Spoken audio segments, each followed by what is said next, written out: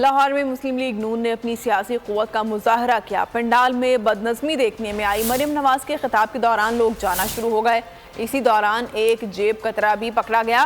कारकुनान ने सारा गुस्सा जेब कतरे पर उतार दिया।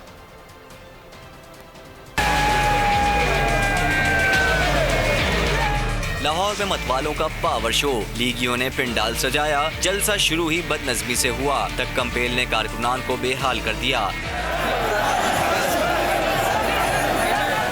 आपे से बाहर कारकुन एक दूसरे पर चढ़ गए। मरियम का खिताब शुरू हुआ ही था कि कारकुनान भी जाना शुरू हो गए। हुकूमत में दिन रात तारीफें किया करते थे। सिटी के चेयरमैन को कहता है रिजाइन करो। लीगी कारकुन अपने साथ शेर भी ले आए।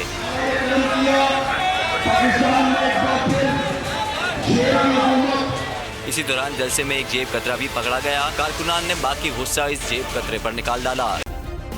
सब्सक्राइब करें और बेल दबाएं ताकि कोई खबर रह न जाए।